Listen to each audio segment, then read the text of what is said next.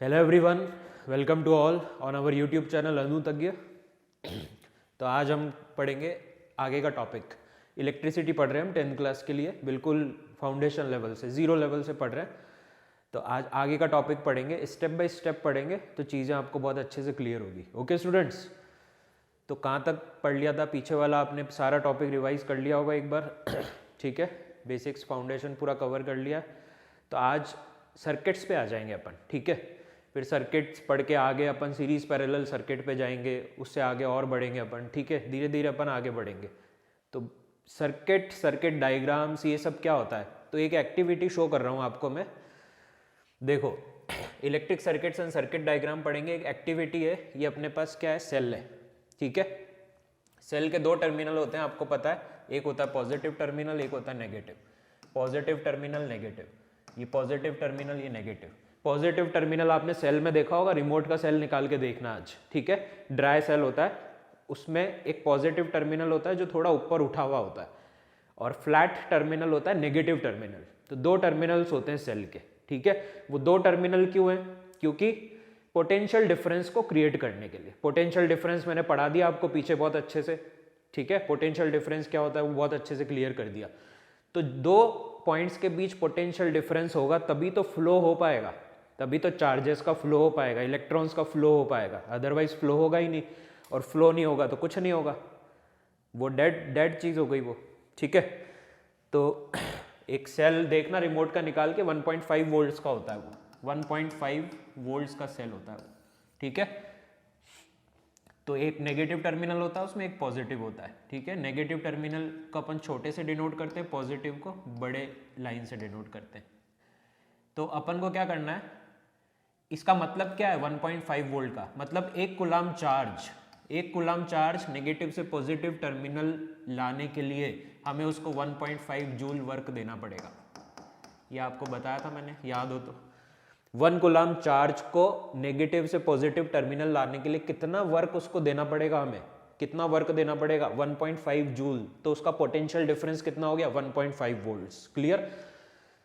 ये चीज अपन पहले डिस्कस कर चुके हैं। ठीक है स्टूडेंट्स, आज मैं आपको बताऊंगा सर्किट और सर्किट डायग्राम्स। ठीक है, अब देखो सर्किट और सर्किट डायग्राम्स क्या है। ये अपना एक सेल है और ये अपना कंडक्टिंग वायर है। ठीक है, कॉपर मान लो, copper is a good conductor of electricity. ये कॉपर का वायर है और यहाँ पे बल्ब है। अब ये तीन केस मैंने दिखा है, बल्ब सिर्फ इसमें जल रहा है, इन दोनों में बल्ब बंद है।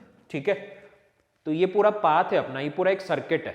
अब अपने पास सर्किट होते हैं दो तरह के, एक होता है ओपन सर्किट और एक होता है क्लोज्ड सर्किट। क्लियर?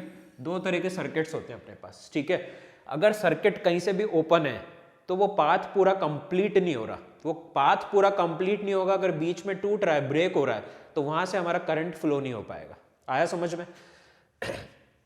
तो देखो, इसके बीच पोटेंशियल डिफरेंस जब भी ये वर्क कर पाएगा सेल, जब ये पाथ पूरा कंप्लीट होगा। अदरवाइज सेल ऐसे तो डेड पड़ा है ना, सेल को जब तक रिमोट में नहीं लगाएंगे तब तक वो काम नहीं करेगा। जैसे रिमोट में लगाएंगे सर्किट पूरा कंप्लीट होगा, सर्किट पूरा कंप्लीट होगा तो वो सेल के बीच केमिकल रिएक्शन से स्टार्ट हो जाएगी और वो स्टार्ट हो जाएगा। ठीक है, तो देखो यहाँ पे बल्ब अपना लाइट नहीं कर रहा। क्यों नहीं कर रहा? ये अपना पाथ है वायर का, लेकिन ये पाथ यहाँ पे ब्रेक है, देखो टूटा हुआ है। आ रहा है समझ में? तो करंट अपना फ्लो तो होगा ही नहीं, क्योंकि पाथ अपना ब्रेक है। जब तक सर्किट पूरा कंप्लीट नहीं होगा तब तक बल्ब नहीं जलेगा, तब तक उसमें करंट फ्लो नहीं होगा। क्लियर? यहां पे देखो क्या किया, दोनों ही वायर को, दोनों ही पॉइंट को हमने कहां कनेक्ट कर दिया? पॉजिटिव टर्मिनल से कनेक्ट कर दिया। जबकि हमें कनेक्ट किससे करना है? एक वायर हमारा पॉजिटिव टर्मिनल पे होना चाहिए, एक वायर नेगेटिव टर्मिनल पे होना चाहिए। ठीक है, कोई भी सेल उठा लेना घर पे, कॉपर का वायर ले लेना, एक पॉजिटिव टर्मिनल से कनेक्ट करना, एक नेगेटिव टर्मिनल से कनेक्ट करना, और छोटा सा कोई एलईडी बल्ब लेना। उस बल्ब में दो पॉइंट्स होंगे, बल्ब में भी दो पॉइंट्स होते हैं, तो बल्ब का एक पॉइंट एक एंड से कनेक्ट कर देना, दूसरा पॉइंट दूसरे एंड से कनेक्ट कर देना, तो आपका बल्ब जल जाएगा। ठीक है, लेकिन अगर दोनों ही आप पॉजिटिव पे कर दोगे तब भी बल्ब नहीं जलेगा। बल्ब कब जलेगा? जब एक हमारा नेगेटिव से कनेक्ट हो और दूसरा पॉजिटिव से कनेक्ट हो। अब देखो पूरा पाथ हमारा क्या हो रहा है? कंप्लीट हो रहा है। तो जैसे ही पूरा पाथ हमारा कंप्लीट हो जाएगा, हमारा सर्किट कंप्लीट हो जाएगा और हमारा बल्ब जलने लग जाएगा। तो इस एक्टिविटी से मैं यही समझाना चाह रहा था आपको स्टूडेंट्स कि सर्किट क्या है। सर्किट इसको कहते हैं, एक कंप्लीट पाथ हो गया अपना, उसमें कुछ कंपोनेंट्स डाल दिया हमने, सेल डाल दिया, बैटरी डाल दिया, सेल डाल दिया अपन ने, और बल्ब डाल दिया, ठीक है। स्विच भी डाल सकते हैं अपन, एक स्विच को ऑन ऑफ करेंगे तो बल्ब जल जाएगा और बंद हो जाएगा, स्विच से कंट्रोल कर सकते हैं अपन इसको, ठीक है। तो ये मैंने एक एक्टिविटी आपको शो करी। अब आ जाते हैं अपन, एक तो देखो अपने पास अमीटर होता है, ये मैंने आपको बताया नहीं था, और ये होता है वोल्ट मीटर, ठीक है। अमीटर और वोल्ट मीटर करंट को मेजर करता है। अमीटर करंट में पढ़ा चुका हूं, करंट को मेजर करने वाला इंस्ट्रूमेंट उसका नाम है अमीटर, ठीक है। अमीटर हमेशा सर्किट में सीरीज में कनेक्ट होता है, ये मैं अभी बताऊंगा आपको आगे चल के। और वोल्ट मीटर होता है वोल्टेज को मेजर करने के लिए। वोल्टेज का दूसरा नाम क्या है? पोटेंशियल डिफरेंस, दो एंड्स के बीच पोटेंशियल डिफरेंस, उसको मेजर करने के लिए वोल्ट मीटर होता है। वोल्ट मीटर हमेशा सर्किट में पैरेलल में कनेक्ट होता है, ठीक है। तो ये दोनों इंस्ट्रूमेंट्स हो गए करंट और पोटेंशियल डिफरेंस को मेजर करने के लिए। इनमें देखो दो एंड्स होते हैं, इनमें दो एंड्स होते हैं, एक होता है प्लस, एक होता है माइनस। ऐसे अमीटर में भी प्लस और माइनस, ठीक है। तो बैटरी का प्लस एंड लेके चलेंगे अपन, बैटरी जो सेल है वहां का प्लस एंड वायर से कनेक्ट करके चलेंगे और इसके प्लस एंड पे कनेक्ट करेंगे। आया समझ में? ऐसे अपन कनेक्शन करते हैं। अब कुछ सर्किट डायग्राम के सिंबल्स हैं जो मैं आपको बताना चाह रहा हूं, ठीक है। तो देखो सबसे पहला अपने पास सिंबल कौन सा है? अपने पास इलेक्ट्रिक सेल है। इलेक्ट्रिक सेल का इस तरह का होता है सिंबल, बड़ा वाला प्लस को रिप्रेजेंट करता है, छोटा वाला माइनस को। ये इलेक्ट्रिक सेल का सिंबल है। बैटरी और कॉम्बिनेशन ऑफ सेल क्या होता है? ये बैटरी और कॉम्बिनेशन ऑफ सेल है। यहाँ पे कितने सेल है? 1 2 3, 3 सेल को हमने क्या किया? 3 सेल को सीरीज में कनेक्ट कर दिया तो वो एक बैटरी बन गई, ठीक है। तो पोटेंशियल डिफरेंस बढ़ जाएगा उसका। तो ये बड़ा वाला प्लस को शो करता है, छोटा वाला माइनस को। अगर आपको बोलता है कि बैटरी बनाओ 3 सेल की, 4 सेल की, तो इस तरह से बनाना है सिंबल। ये सिंबल है इनके, ठीक है। प्लग, की, स्विच और ओपन, ये अपनी की का सिंबल है, ठीक है। की का सिंबल ऐसा होता है जब की ओपन कंडीशन में, क्लोज्ड नहीं है, ओपन कंडीशन में खुली हुई है, ठीक है। खुली हुई है तो करंट फ्लो नहीं होगा क्योंकि पाथ ब्रेक हो रहा है, ठीक है। प्लग की स्विच क्लोज्ड, ये क्लोज्ड कंडीशन में। अगर स्विच क्लोज्ड हो गया मतलब पाथ फ्लो अपना स्टार्ट हो गया होना। जैसे ही स्विच बंद होगा फ्लो अपना स्टार्ट हो जाएगा, ठीक है। वायर जॉइंट, कोई भी 2 वायर है, उन 2 वायर को जॉइंट करना है, अपन को जॉइंट करना है तो उनका सिंबल इस तरह से हम बनाते हैं। और वायर क्रॉसिंग विदाउट जॉइनिंग, कोई भी 2 वायर को क्रॉस कराना है लेकिन उनको ज्वाइन नहीं करना, तो उनका सिंबल इस तरह से रिप्रेजेंट करते हैं। एक वायर ऐसे जा रहा है और एक इसके ऊपर से उठ के ऐसे जा रहा है, ठीक है। और ज्वाइन करना है तो उसका सिंबल ये हो गया। इलेक्ट्रिक बल्ब का सिंबल इस तरह का होता है, इस तरह का, ठीक है। रेजिस्टर और रेजिस्टेंस इस तरह का सिंबल होता है, ऐसे ऐसे करके। वेरिएबल रेजिस्टेंस, रियोस्टेट, ये रियोस्टेट का सिंबल है। रियोस्टेट को हम वेरिएबल रेजिस्टेंस, वेरिएबल रेजिस्टर भी बोलते हैं। ये बहुत ही गजब का इंस्ट्रूमेंट है, ये रियोस्टेट है। मैंने यहाँ पे पिक्चर भी लेके आया हूँ उसकी रियोस्टेट की, ठीक है। रियोस्टेट में क्या होता है?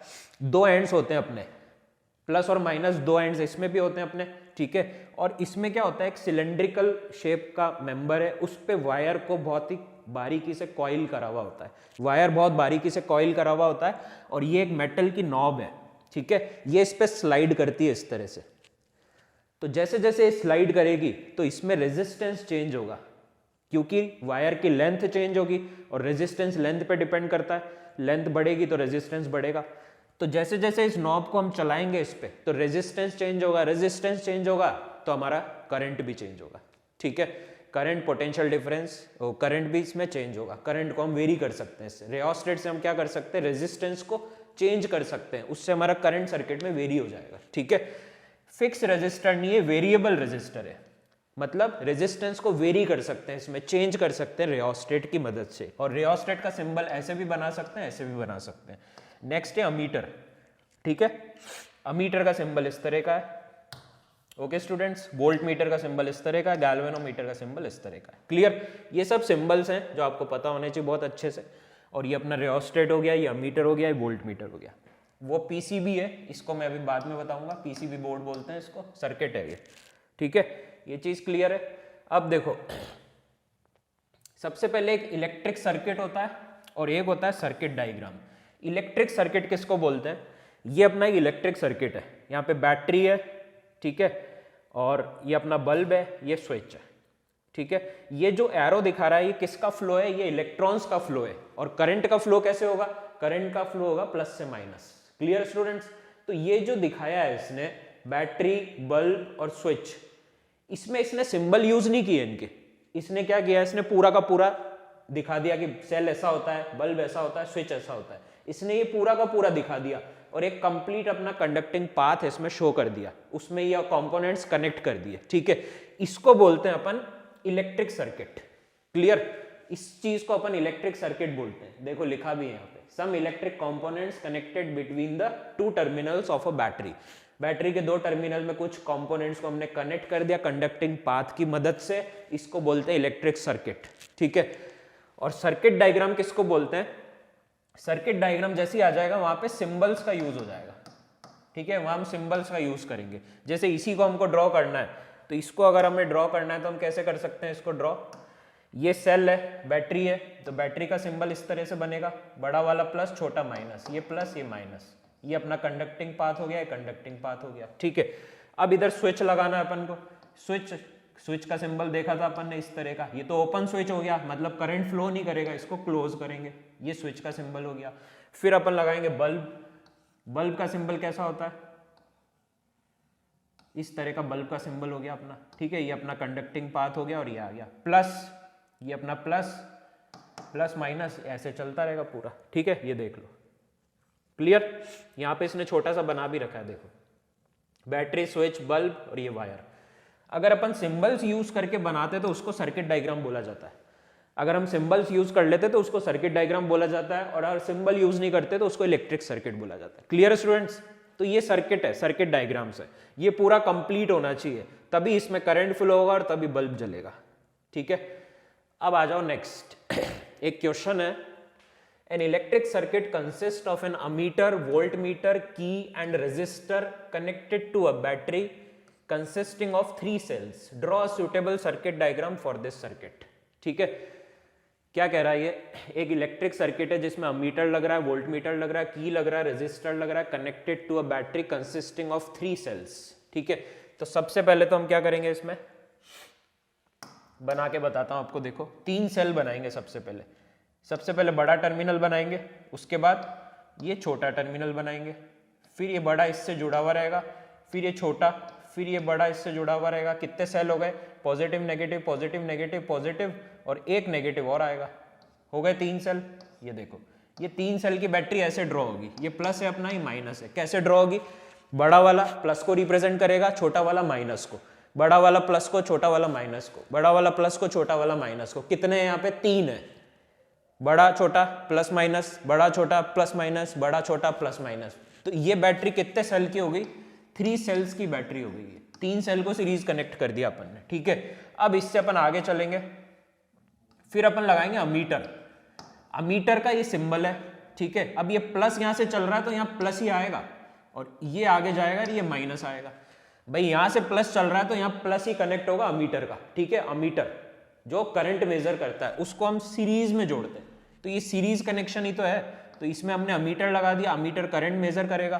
फिर आगे चलेंगे, हम आगे चलेंगे, यहाँ पे अपन चले और यहाँ हमने हमारा लगा दिया, की लगा दी, की को हमने क्या कर दिया, क्लोज कर दिया। फिर हमने लगा दिया आगे रेजिस्टर, रेजिस्टर भी लगाना है एक, ये रेजिस्टर लगा दिया। फिर हम आ गए नीचे और इस पाथ को हमने बंद कर दिया। पाथ पूरा कंप्लीट होना जरूरी है। अब आप कहोगे वोल्टमीटर कहाँ गया। ठीक है, देखो 3 सेल की बैटरी हो गई, इसके बाद अपन ने अमीटर लगा दिया, यहां से प्लस आ रहा है तो यहां भी प्लस रहेगा, ये अमीटर चल रहा है। ये की हो गई अपनी, की के 2 तरह के सिंबल होते हैं, अभी ये डायग्राम भी दिखा दूंगा आपको। की, इसके बाद अपन ने लगा दिया है रेजिस्टर, इसको बोलते हैं रेजिस्टर। ठीक है, ये रेजिस्टर लगा दिया अपन ने, रेजिस्टर का सिंबल इस तरह का होता है। उसके बाद अपन ने इसको जोड़ दिया, पूरा पाथ कंप्लीट हो गया। ठीक है, मतलब इसमें करंट फ्लो होने लग गया, ये पोटेंशियल डिफरेंस यहाँ पे मेंटेन हो रहा है। अब बात करते हैं वोल्ट मीटर। तो वोल्ट मीटर हमेशा क्या होता है, पैरेलल में लगता है। क्लियर स्टूडेंट्स, वोल्ट मीटर हमेशा पैरेलल में कनेक्ट होता है। ये रेजिस्टर है, इसके हमेशा पैरेलल में लगाएंगे। और प्लस माइनस कहां जोड़ेंगे वोल्ट मीटर का, जैसे ये वायर अपना जा रहा है, ये वायर यहां जा रहा है, यहां पे अपन ने 2 वायर को ज्वाइन किया, तो ये सिंबल आपको दिखाया ही था कि वायर ज्वाइन कैसे होता है, ये वायर ज्वाइन वाला सिंबल है, तो यहाँ ऐसे बनाना पड़ेगा आपको, क्योंकि वोल्ट मीटर से भी तो वायर निकल के आ रहा है और इस वायर में जुड़ रहा है, तो ऐसे सिंबल शो करना पड़ेगा, ठीक है। अब यहाँ से प्लस माइनस, अब प्लस चलता आ रहा है तो यहाँ प्लस होगा और यहाँ पे माइनस होगा, क्योंकि यहाँ माइनस है। आया समझ में? तो मतलब यहाँ से जो वायर चलता आ रहा है उसको प्लस से कनेक्ट करेंगे, और वोल्ट मीटर हमेशा सर्किट के पैरेलल में कनेक्ट होगा, अमीटर हमेशा सीरीज में कनेक्ट होगा। ये समझ में आया कनेक्शन? ये क्वेश्चन इसलिए लेके आया हूं ताकि आपको अमीटर और वोल्ट मीटर का आइडिया लगे। देखो की को ऐसे भी शो करते हैं, की का ये सिंबल भी होता है इस तरह से, अगर इन दोनों को दूर कर देंगे तो ये तो ओपन कंडीशन हो गई की, ये ओपन कंडीशन हो गई। अगर इन दोनों को ये अपन ने ऐसे बना दिया और एक ऐसे इसको टच कर दिया, ठीक है, तो ये जो कंडीशन हुई ये क्लोज कंडीशन हुई। ये क्लोज्ड कंडीशन के केस में तो हमारा करंट फ्लो करेगा और ओपन कंडीशन में करंट फ्लो नहीं करेगा, ठीक है। और यहाँ पे अपन ना ये वाला सिंबल है, अगर ये सिंबल बनाया तो करंट फ्लो नहीं करेगा, और इसको अपन ने क्लोज कर दिया तो करंट फ्लो करेगा। की के दो तरह के सिंबल्स होते हैं, ठीक है। तो ये आपको समझ में आया, सुटेबल सर्किट डायग्राम क्लियर है। इसमें अमीटर, वोल्ट मीटर, की, रेजिस्टर, हमने हर चीज कनेक्ट कर दी इसमें, ठीक है। तो आई होप आपको ये क्लियर हो गया होगा। अब नेक्स्ट अपन पढ़ते हैं ओम्स लॉ, बहुत ही इंपॉर्टेंट लॉ है, ठीक है। जॉर्ज साइमन ओम थे साइंटिस्ट, जॉर्ज साइमन ओम, ये साइंटिस्ट थे। इन्होंने एक ओम्स लॉ दिया, बहुत ही ब्यूटीफुल कॉन्सेप्ट दिया। क्या बताया इन्होंने? जैसे अपना रिमोट है, ठीक है, या अपना कोई टॉर्च है, टॉर्च मान लो, अपना टॉर्च है अपना, ठीक है, टॉर्च है। जैसे नया सेल लगाते हैं टॉर्च में, तब तो टॉर्च की लाइट बहुत तेज होती है, कभी देखना आप, और थोड़े दिन बाद जब टॉर्च को अपन जलाते रहते हैं, वो धीरे धीरे क्या होती जाती है, लाइट डिम होती जाती है, लाइट डिम होती जाती है। क्यों होती जाती है? क्योंकि जो सेल है अपना, जो सेल है पॉजिटिव नेगेटिव, इसके बीच में क्या है, पोटेंशियल डिफरेंस, इन दोनों के बीच में पोटेंशियल डिफरेंस क्रिएट हो रहा है। मान लो 1.5 वोल्ट का सेल है, तो अभी नया सेल लगाया तो इसके बीच में कितना पोटेंशियल डिफरेंस है, 1.5 वोल्ट का पोटेंशियल डिफरेंस है। लेकिन होगा क्या, जैसे जैसे हम यूज करेंगे टॉर्च को, ठीक है, जैसे जैसे यूज करेंगे टॉर्च को, तो उसका पोटेंशियल डिफरेंस कम होता जाएगा। ये 1.5 वोल्ट है, धीरे धीरे 1 वोल्ट हो जाएगा, 0.5 वोल्ट हो जाएगा, धीरे धीरे और कम होता जाएगा, ठीक है। तो दोनों एंड्स का पोटेंशियल क्या हो जाएगा, एक कंडीशन पे आके सेम हो जाएगा। और जैसे ही पोटेंशियल सेम हुआ तो अपन को पता है कि पोटेंशियल जैसे ही सेम हुआ तो कोई भी चीज फ्लो नहीं करेगी, कोई केमिकल रिएक्शन सेल में होना बंद हो जाएगा और हमारा टॉर्च जलना बंद हो जाएगा, क्योंकि बल्ब जलेगा ही नहीं उसका, क्योंकि उसको करंट नहीं मिलेगा। आ रहा है समझ में? करंट कब मिलेगा उसको? जब 1.5 वोल्ट पोटेंशियल है, नया सेल लगाया, तब उसको सबसे ज्यादा करंट मिलेगा। आ रहा है समझ में? मतलब पोटेंशियल अगर सबसे ज्यादा है तो करंट भी उसको सबसे ज्यादा मिल रहा है। जैसे जैसे पोटेंशियल कम होता जाएगा, करंट भी कम होता जाएगा, तो बल्ब डिम होता जाएगा। आ रहा है समझ में? तो इन दोनों के बीच में रिलेशनशिप एस्टैब्लिश करी किसने? जॉर्ज साइमन ओम ने। करंट और पोटेंशियल डिफरेंस के बीच में एक रिलेशनशिप इन्होंने एस्टैब्लिश किया। इन्होंने बोला कि करंट क्या होता है, डायरेक्टली प्रोपोर्शनल होता है पोटेंशियल डिफरेंस के। आ रहा है समझ में स्टूडेंट्स? इन्होंने एक रिलेशनशिप बताया कि करंट डायरेक्टली प्रोपोर्शनल होता है पोटेंशियल डिफरेंस के। अगर पोटेंशियल डिफरेंस मैक्सिमम है तो करंट भी मैक्सिमम होगा। तो डायरेक्ट रिलेशन इन्होंने बता दिया। आया समझ में? ये क्लियर हुआ? तो इन्होंने क्या बोला, ओम्स लॉ का स्टेटमेंट क्या था? एट कांस्टेंट टेम्परेचर जो करंट इंड्यूस हो रहा है किसी भी कंडक्टर में, current induced in a conductor is directly proportional to the potential difference across its ends। Potential difference across its ends, cell के अक्रॉस जो पोटेंशियल डिफरेंस होगा, ठीक है। एट कांस्टेंट टेम्परेचर जो करंट है वो किसके डायरेक्टली प्रोपोर्शनल होगा? पोटेंशियल डिफरेंस के। वो उन्होंने एक्टिविटी करके समझा ही दिया, एक रिलेशनशिप एस्टैब्लिश कर लिया इनके बीच कि करंट पोटेंशियल डिफरेंस के डायरेक्टली प्रोपोर्शनल होगा, ठीक है। जितना ज्यादा पोटेंशियल उतना ज्यादा करंट। क्लियर है स्टूडेंट्स?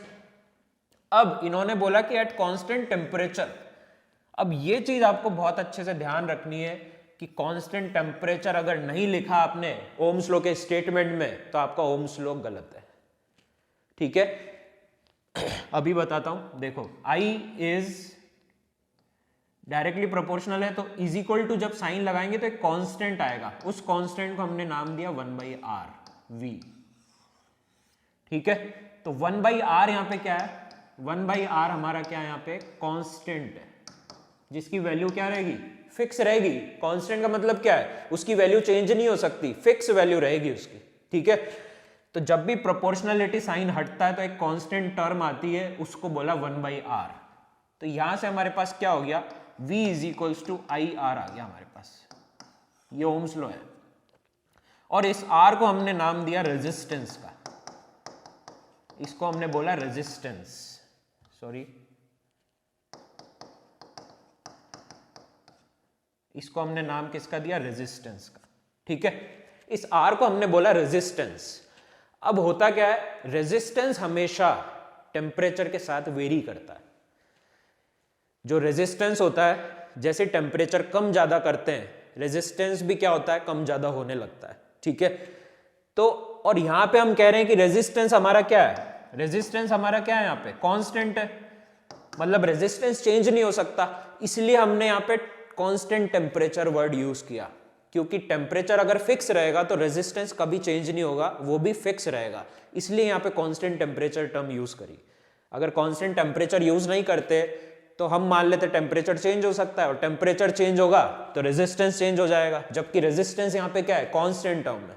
ठीक है, तो हायर क्लासेस में आपको डिटेल में बताएंगे कि कैसे ये वेरिएशन हो रहा है, रेजिस्टेंस का वेरिएशन कैसे हो रहा है, R इक्वल टू इक्वेशन होती है टेम्परेचर के साथ वेरिएशन की, वो सब आपको आगे बताएंगे। ठीक है, अभी इतना ही ध्यान रखना है। तो ये अपना ओम्स लॉ हो गया, V is equal to I R, यहाँ पे R क्या है, रेजिस्टेंस है। क्लियर है स्टूडेंट्स? तो अब देखो आगे, ये तो आपको क्लियर है ही। तो क्या निकल के आया अपना Ohm's law, George Simon Ohm ने एक रिलेशनशिप दिया, V is equals to I R अपना आया, ये ओम्स लॉ आया। ठीक है, V यहाँ पे पोटेंशियल डिफरेंस है, I यहाँ पे करंट है, और R यहाँ पे रेजिस्टेंस है। अब मुझे निकालनी है रेजिस्टेंस की यूनिट। रेजिस्टेंस क्या होता है, V/I। रेजिस्टेंस हमेशा इनवर्स प्रोपोर्शनल होता है करंट के। ठीक है, तो रेजिस्टेंस जितना ज्यादा होगा करंट उतना ही कम होगा सर्किट में। कॉपर जो होता है ना, कॉपर का रेजिस्टेंस बहुत कम होता है, तभी तो कॉपर में करंट बहुत तेजी से फ्लो होता है, और जहां रेजिस्टेंस ज्यादा होगा वहां करंट हमेशा कम हो जाएगा। ठीक है, ये रिलेशन यहां से हमें पता चल गया। क्लियर? तो R is equal to V/I आ गया अपने पास, रेजिस्टेंस। ठीक है, इस रेजिस्टेंस की यूनिट क्या होगी, पोटेंशियल डिफरेंस की यूनिट होती है वोल्ट, और करंट की यूनिट होती है एम्पियर। कौन सी, SI unit, system international, SI convention आपको पता ही है। तो वोल्ट पर एम्पियर इसकी यूनिट होती है, और इसी को बोला हमने नाम ओम, और ओम का सिंबल इस तरह का होता है। तो रेजिस्टेंस की जो SI यूनिट हुई हमारी, SI यूनिट हुई, वो क्या हो गई हमारी, ओम हो गई। ओम, OHM, साइंटिस्ट के नाम पे पड़ेगा, सब साइंटिस्ट के नाम पे, ये एंड्रू एम्पियर और ये सब कोलाम वगैरह सब साइंटिस्ट के नाम पे, तो इसकी SI यूनिट हो गई ओम। क्लियर? तो रेजिस्टेंस की SI यूनिट ओम हो गई। क्लियर है स्टूडेंट्स? तो ये आपको ध्यान रखना है। ठीक है, करंट के इनवर्स रिलेशन में आएगा ये। अब अपन देख लेते हैं वेरिफिकेशन ऑफ ओम्स लॉ।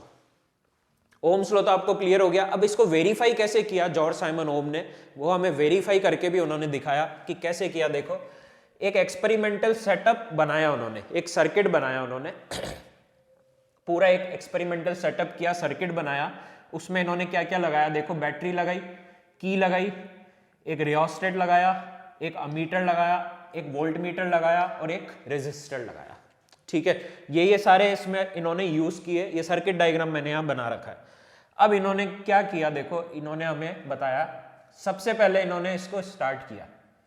जैसे इसमें करंट फ्लो होना स्टार्ट होगा, अमीटर और वोल्ट मीटर में कुछ ना कुछ रीडिंग मिलेगी हमें। ठीक है, तो सबसे पहले इन्होंने क्या किया, अमीटर रीडिंग लिख ली, इधर वोल्ट मीटर रीडिंग लिख ली, और इधर R is equal to V/I निकाला सबका। तो सबसे पहले इन्होंने I1 निकाला। तो सबसे पहले करंट फ्लो होगा, अमीटर कुछ रीडिंग देगा, उसको मान ली I1, ठीक है। ऐसे ही वोल्ट मीटर कुछ रीडिंग देगा, उसको मान लिया V1। अब सेकंड रीडिंग के लिए हमें क्या करना है, हमने रियोस्टेट लगा रखा है, ठीक है, रियोस्टेट लगा रखा है। सेकंड रीडिंग के लिए हमें क्या करना है, रियोस्टेट मैंने अभी दिखाया था आपको, एक नॉब थी मेटल की और एक सिलेंड्रिकल उस पर वायर कॉइल हुआ था। तो जैसे उस नॉब को हम आगे पीछे करेंगे तो हम क्या करेंगे, उस नॉब को आगे करेंगे थोड़ा, जैसे ही आगे करेंगे सर्किट में करंट चेंज हो जाएगा, ठीक है, पोटेंशियल डिफरेंस चेंज हो जाएगा। आ रहा है समझ में? वोल्ट मीटर अलग रीडिंग देगा, अमीटर अलग रीडिंग देगा, फिर हम I2 V2 को भी देख लेंगे। क्लियर?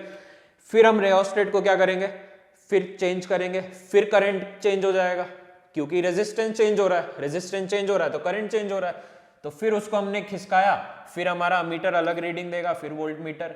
तो ऐसे करके हमने यहाँ V1/I1 निकाल लिया, V2/I2 निकाल लिया, V3/I3 निकाल लिया। ऐसे हमने 6 ऑब्जर्वेशंस ले लिए, ठीक है। तो V6/I6 निकाल लिया। तो ये सब किसके बराबर आ रहा है, सब R के बराबर आ रहा है।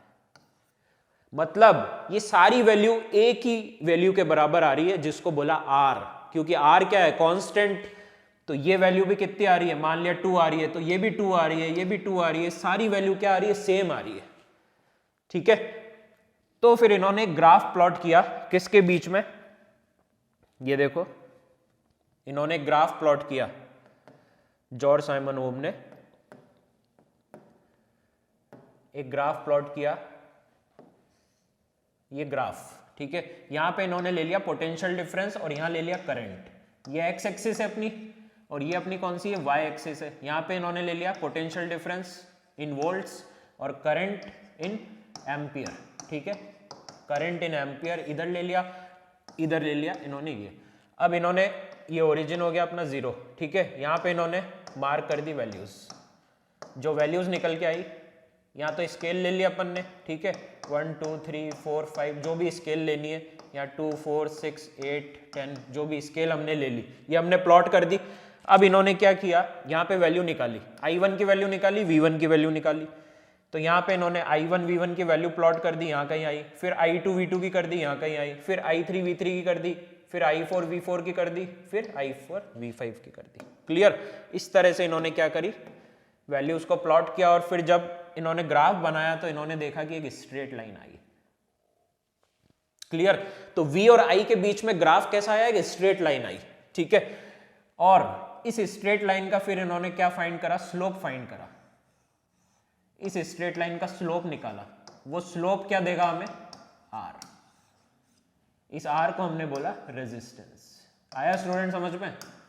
तो उन्होंने V/I ग्राफ प्लॉट किया, V/I के बीच में रिलेशन कैसा है, स्ट्रेट लाइन।